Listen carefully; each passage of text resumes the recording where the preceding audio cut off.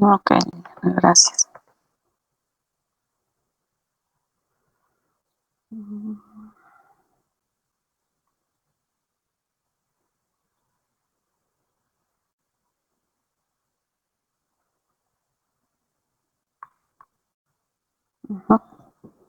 Entonces vamos a ver los trastornos de la diferenciación sexual 46XX. El más frecuente pues es la hiperplasia suprarrenal congénita.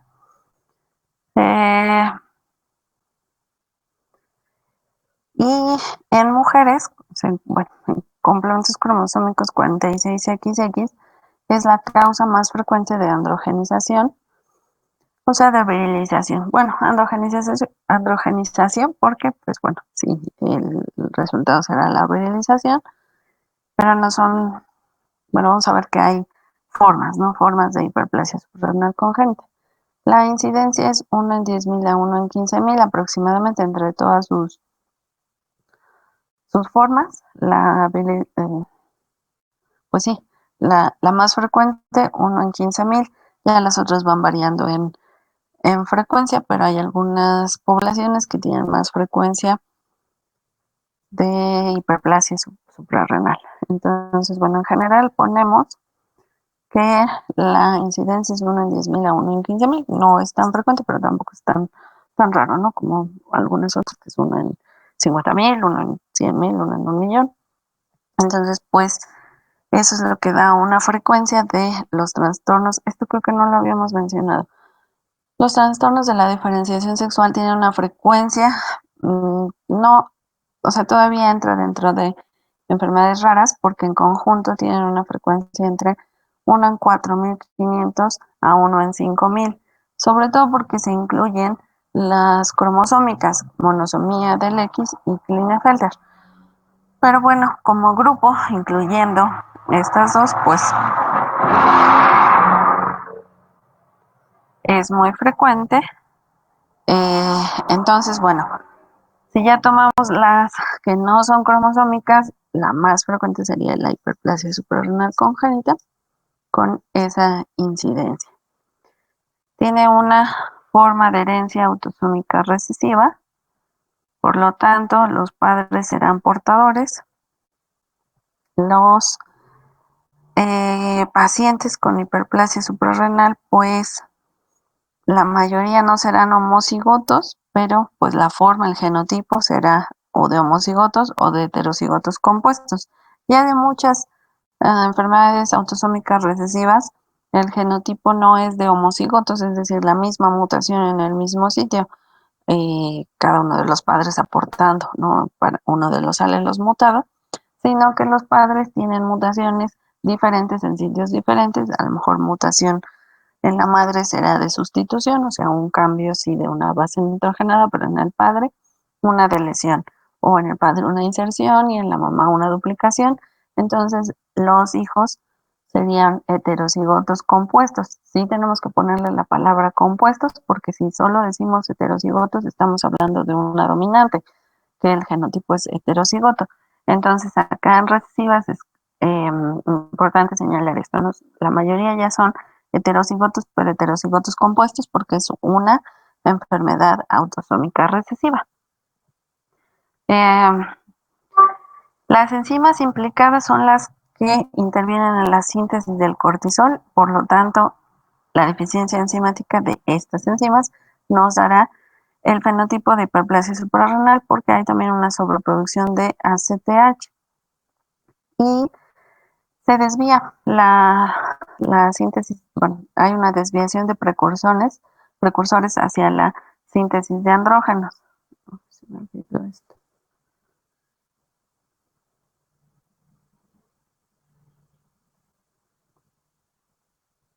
Recording is on. Entonces, causa más frecuente de androgenización en mujeres 46XX, incidencia 1 en 10.000 a 1 en 15.000, forma de herencia autosómica recesiva. Las enzimas son las implicadas en la síntesis de cortisol.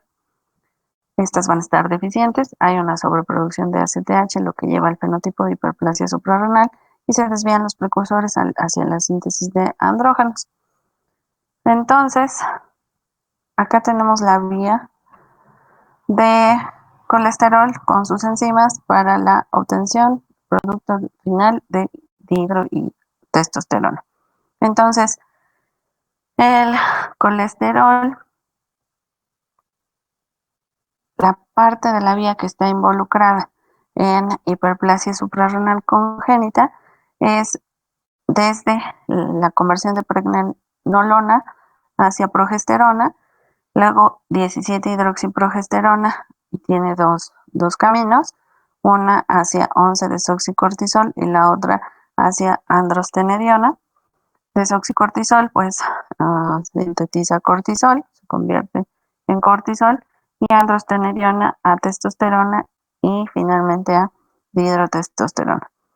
Entonces, desde aquí, desde la conversión de pregnenolona hacia progesterona, esa enzima podría, si está deficiente, dar fenotipo de hiperplasia suprarrenal. Después la siguiente, en la conversión de progesterona a 17-hidroxiprogesterona, también, que es la 17-alfa hidroxilasa, y después de 17-hidroxiprogesterona hacia 11-desoxicortisol y de 11-desoxicortisol a cortisol, también esas dos enzimas, que es la 21-hidroxilasa y la 11-hidroxilasa, si están deficientes darán fenotipos de hiperplasia suprarrenal.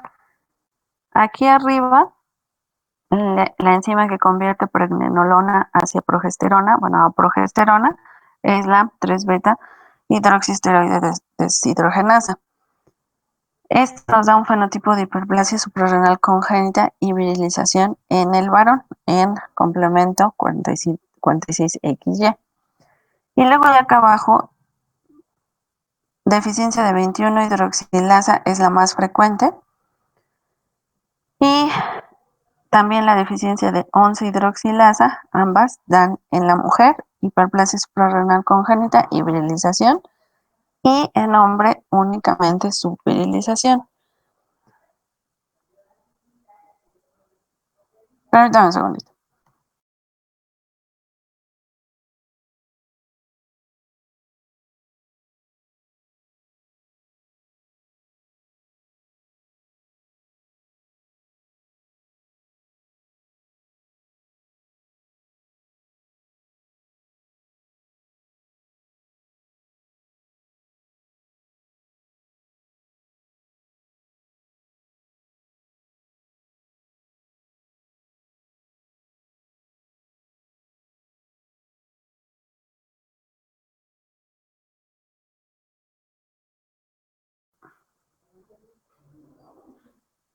Entonces, aquí, por ejemplo, vamos a ver en el abordaje diagnóstico que, vamos adelantando, la medición de 17-hidroxiprogesterona es clave para apoyar el diagnóstico. ¿Por qué? Porque justamente, bueno, en las más frecuentes, que es sobre todo la 21-hidroxilasa, la deficiencia de 21-hidroxilasa, ¿por qué? Porque no se convierte, porque justamente está deficiente esta enzima, de 17-hidroxi a 11-desoxi. Entonces va a haber acúmulo de 17-hidroxi. Por lo tanto, esta cantidad mayor, y eso es lo que nos da el fenotipo de virilización o subvirilización, pero en el caso de las de 46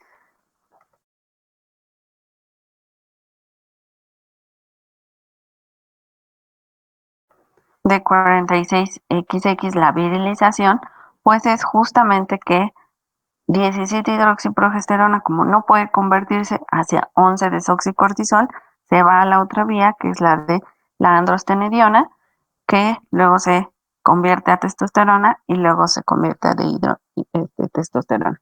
Entonces, justamente que no se pueda ir hacia la vía del cortisol, da el fenotipo de virilización. Además, pues justamente que no se pueda convertir a 11-desoxicortisol, por lo tanto a cortisol, pues nos da una deficiencia de cortisol. Entonces, acúmulo de 17-hidroxiprogesterona es pues la situación, y que además por esa cantidad mayor se desvía hacia la vía de andrógenos, ¿no? Como tal, hacia la vía de andrógenos. Entonces, la medición de 17-hidroxiprogesterona es clave para orientar el diagnóstico. Además, pues sí se pueden medir el resto de hormonas implicadas hacia acá abajo para apoyar el diagnóstico, pero pues a final de cuentas es pues una de las situaciones más características la cantidad de 17-hidroxiprogesterona. Ok. Y acá arriba, en la vía, bueno, en la misma vía, pero hacia arriba, en los precursores, es decir, en la conversión de pregnenolona hacia progesterona, la deficiencia de la 3-beta hidroxiesteroide deshidrogenasa y la de la 17-alfa hidroxilasa de la progesterona a la 17-hidroxiprogesterona darían un fenotipo también de hiperplasia suprarrenal congénita y virilización en el varón. Como que sobrevirilización, por así decirlo, vamos a ver que tienen ciertos datos que hablan de la sobrevirilización, por así decirlo, de el varón, ¿no? 46XY. Entonces, a final de cuentas nos darían esos fenotipos de hiperplasia suprarrenal congénita y vamos a ver que ya hay clasificaciones. Pero bueno, deficiencia de 3-beta hidroxiesteroide deshidrogenasa, deficiencia de 21 hidroxilasa y deficiencia de 11-beta hidroxilasa son las causas más frecuentes de hiperplasia suprarrenal congénita. Por mucho la más frecuente, la deficiencia de 21 hidroxilasa. Entonces, esta está causada por una mutación en el gen CYP21A, puede ser la isoforma B, pero en general la A, que está localizada en 6P21. Es pequeño, entre comillas, o sea, tiene 3.1 kilobases, pero la situación es que son 10 exones. Entonces no es tan grande en cuestión exónica, eso hace en cuestión de exones, eso hace un poco más fácil la secuenciación. No son tantos exones que se tienen que secuenciar, o sea, tantos nucleótidos, entonces pues eso podría ser una ventaja en el término de secuenciación. Aunque ya ahorita con los paneles, pues la verdad es que se ha ampliado el diagnóstico molecular. Es la más frecuente, esta deficiencia, 90%. Sí, la frecuencia varía según la población, puede ser o más frecuente o menos frecuente, pero en general es la más frecuente. Y las manifestaciones clínicas primordiales son la clitoromegalia, la hipertrofia del clítoris, diversos grados de fusión de los labios mayores, es decir, la virilización de órganos de genitales externos. Puede presentarse incluso uretra peniana, vamos a ver de acuerdo a los diferentes estadios de virilización, pero los genitales internos son normales. Entonces, recuerden que los trastornos de la diferenciación sexual se dividen en tres categorías: los de cromosomas, los trastornos de diferenciación sexual 46XY y los trastornos de diferenciación 46XX. A su vez, estos tienen subcategorías dependiendo de la fisiopatogenia. Si hay un trastorno de la diferenciación gonadal en 46XY testicular y en 46XX ovárica, en 40, y esos son, ¿no? O sea, desorden de la o trastorno de diferenciación gonadal. Y las otras subcategorías serán lo que tienen que ver con acción de hormonas. Entonces, en 46XX tenemos la deficiencia de síntesis de andrógenos o su acción, y en 46XX, justamente en la subcategoría que queda hiperplasia suprarrenal, es la de exceso de andrógenos. Entonces, ese exceso de andrógenos nos da la situación que se mencionaba de virilización de genitales externos, pero no hay un trastorno de la diferenciación gonadal. Ovario va a estar adecuado y órganos internos también. Entonces, por eso genitales internos, eso es importante. No hay una gónada disgenética, pero sí hay exceso de andrógenos. Entonces, órganos internos adecuados y normales, la situación va a ser en órganos externos. Y en esta deficiencia tenemos variedades, tres tipos de variedades. La primera, la compensadora o virilizante simple, es más o menos el 25% de las variedades. Hay una disminución de la síntesis del cortisol con sobreproducción de ACTH. Hay una aparición temprana de vello púbico, perdón, entre 6 meses a 2 años, de vello axilar entre 2 a 4 años y vello facial 8 a 14 años. Además, también se puede presentar acné y un tono grave de voz. Aquí recordemos, la encerrada en rojo es la enzima involucrada acá, la 21 hidroxilasa. Deficiencia en esto nos puede dar estas variedades. La segunda variedad y la más frecuente es la grave o perdedora de sal. Aquí es el fenotipo común, el de la virilización importante, pero además tenemos la situación de pérdida urinaria de sodio, insuficiencia suprarrenal aguda con hiponatremia, hiperpotasemia, acidosis de deshidratación y a final de cuentas puede llevar a un colapso vascular y muerte, incluso muy temprana, entre los 6 y 14 días.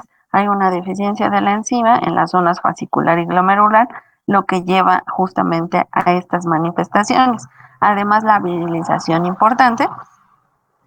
¿Y esto en qué? En mujeres 46XX. No es es exclusiva la hiperplasia suprarrenal congénita de complementos 46XX, es decir, de mujeres. También en hombres se ve, solamente que en hombres tendrá aquí, está marcado, los genitales externos normales, pero va a haber hiperpigmentación. Esta hiperpigmentación sería como que el signo del hiperandrogenismo, ¿no? Entonces, los varones tendrán todo esto, o sea, la insuficiencia suprarrenal aguda por la deficiencia de la enzima en las zonas fascicular y glomerular, y los genitales externos normales, en ellos no hay una ambigüedad. Los genitales externos son masculinos, pero vemos hiperpigmentación porque hay hay un hiperandrogenismo. Y la última variedad, la menos clásica, perdón, la menos frecuente es la no clásica, justamente de inicio tardío. No hay ambigüedad de genital en mujeres, no hay eh, um, tampoco un grado así marcado de hiperpigmentación en hombres, pero sí hay hiperandrogenismo que se manifiesta sobre todo en la pubertad, que haya pubertad precoz, maduración ósea acelerada, hirsutismo y en mujeres alteraciones menstruales. Acá tenemos entonces, vean, esta imagen. Si ustedes evalúan a un bebé así, con esos genitales externos, ¿qué dirían ustedes? Bueno, ahorita porque ya estamos, ¿no?, en este tema. Pero de primera instancia, esto se podría designar como sexo masculino.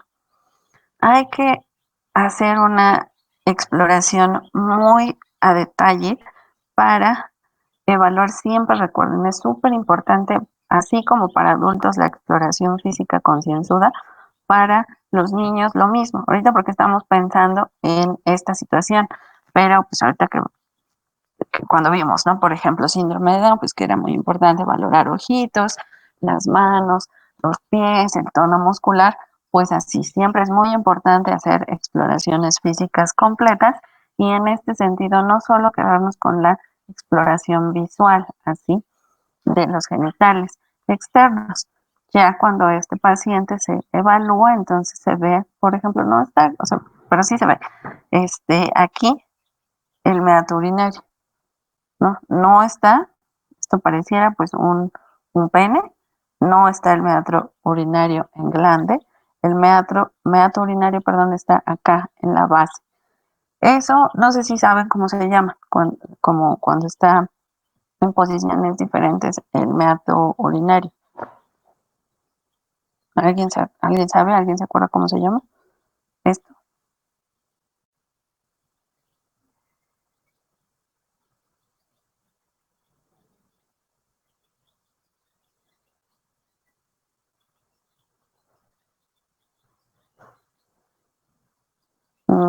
No, tiene otro nombre. Hipospadias, efectivamente, hipospadias. Hay diferentes tipos de hipospadias y esto es una hipospadia. Esto, cuando veamos hipospadias, es, bueno, cuando veamos cualquier situación, ¿no? Pero en este sentido, cuando veamos hipospadias, pues es muy importante hacer la evaluación del resto de genitales externos y de genitales internos.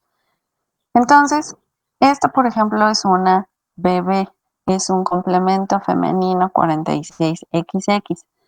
Vean el grado de virilización que tiene, si parece, a final de cuentas, micropene o pene incluso y escroto, ¿no?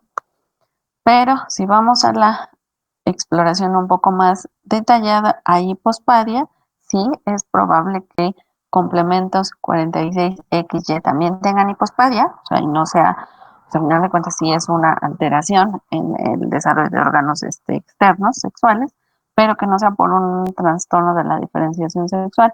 Sí también puede ser eso, pero cuando vemos hipospadias es muy importante descartar que estos órganos sean no, o sea, descartar que sea más bien una virilización de órganos femeninos que nos da justamente esta situación de, entre comillas, pues hipospadias. A final de cuentas es una virilización de órganos externos.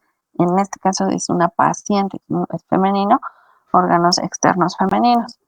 Entonces, para esta situación de ambigüedad y de virilización, hay una escala que se llama la escala de Prader o los estadios de Prader, en el que nos justamente apoya para ver en qué grado de virilización se encuentra un, pues un complemento XX, ¿no? Femenino. Entonces, bueno, desde que veríamos interno, no es que hay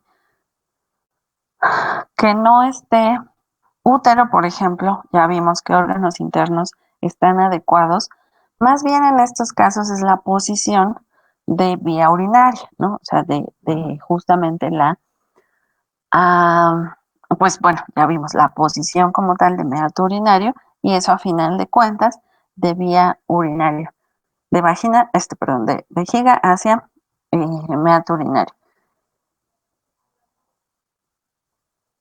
No va a ser una situación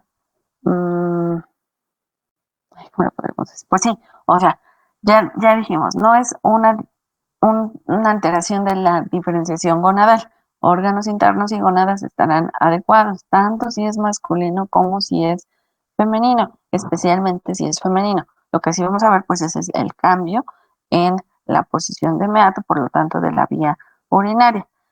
Y recuerden que todos partimos de órganos sexuales externos indiferenciados con un tubérculo genital y tenemos dos vías que se pueden seguir dependiendo de cromosomas y genes.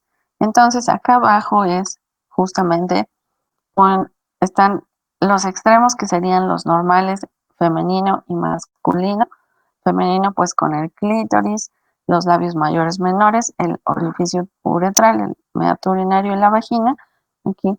Y masculino, pues con glande, cuerpo peneano, el orificio uretral en grande y escroto.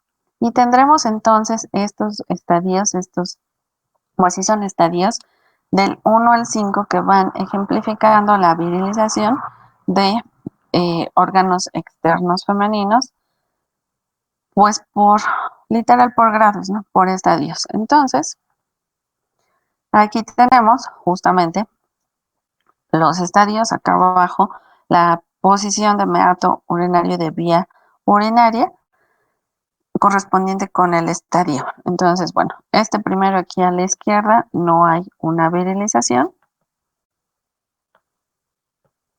es el femenino adecuado. El segundo, el estadio 1, es una hipertrofia simple del clítoris, o sea, una clitoromegalia, pero pues simple. No se ve ninguna alteración en el sentido de labios mayores, labios menores, meato urinario, no. Solamente es hipertrofia del clítoris. Ese es el estadio 1. El estadio 2,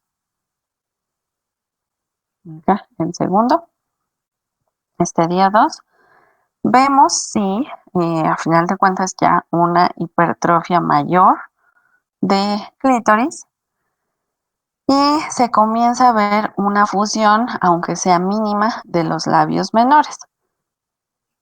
Acá, ¿no? Acá en esta parte, una fusión, vean si es diferente a una no virilización, el estadio 2, se puede ir viendo una fusión de labios menores.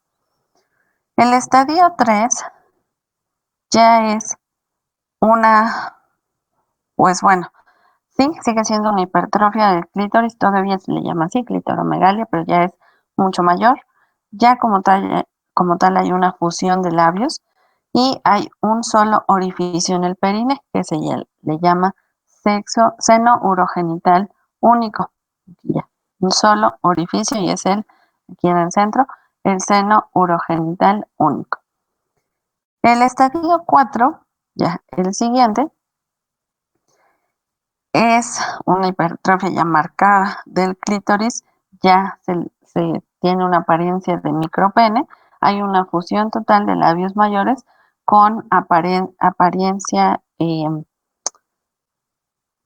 pues escrotal, ¿no? Prácticamente. Y también pues aquí ya tendríamos lo que vemos como hipospadia penoescrotal. Este es el estadio 4, ya una apariencia de micropene, una fusión ya completa de labios, la hipospadia penoescrotal.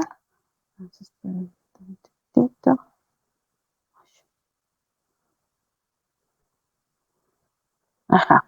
Y el estadio 5, ya estadio Prader 5, pues ya es una gran hipertrofia, es un micropene prácticamente. El meato uretral está en la punta, ya en glande como tal, y pues es prácticamente una apariencia completa de genitales externos masculinos. La situación es que aquí al palpar no se van a palpar testículos, porque pues no es una diferenciación testicular, era una diferenciación ovárica, solo que se virilizaron genitales externos. Entonces, esta escala es útil para determinar el estadio de Prader, que es un estadio, un grado de virilización de genitales externos. Cuando tengamos, a final de cuentas, perdón, bajé, ya se ve otra vez la diapositiva.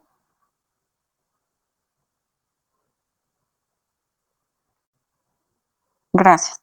Entonces, por ejemplo, en la pacientita acá, pues sí es de primera instancia pensar que estos son genitales masculinos, pero hay que entonces revisar meato urinario para determinar, pues acá se determinaría una hipospadia. Si un varón puede presentar hipospadias y ser complemento 46XY y no ser ambigüedad y no ser nada, ¿no? Pero por esta situación de la virilización también podría ser que estos órganos fueran femeninos y se virilizaron y por eso estén dando esta configuración de estadio, pues prácticamente 4, ¿no? Este es estadio 4 porque meato está acá, es una hipospadia penoescrotal. Entonces, eso es importante establecer porque en ese caso, pues ya empezaría todo el abordaje como ambigüedad de genitales, que pues requeriría cariotipo, resonancia, ultrasonido, las valoraciones hormonales, etcétera, ¿no? Entonces, pues esa es la forma más clásica. Ya las otras, la deficiencia de 11 beta hidroxilasa, que es por mutaciones en CYP11B, 4%, realmente es poco el porcentaje, pero sigue siendo autosómica recesiva. Se viriliza de acuerdo al grado del bloqueo, como sea la actividad enzimática, y el diagnóstico pues se hará por el aumento de 11-desoxicortisol. ¿Por qué? Porque es el precursor, ¿no? Justamente es esta enzima que convierte 11-desoxi a, a cortisol. Si está aumentado, pues es porque la enzima no está haciendo la conversión a cortisol. Pero además vamos a ver incremento en la presión arterial y aquí en esta deficiencia hay que solucionar la deficiencia de cortisol, ese es el tratamiento, el desequilibrio hidroelectrolítico, perdón, y el control de la TA. Aquí ponemos además cirugía. Esto no es exclusivo de la deficiencia de 11 beta hidroxilasa, también la 21 hidroxilasa se podría requerir cirugía.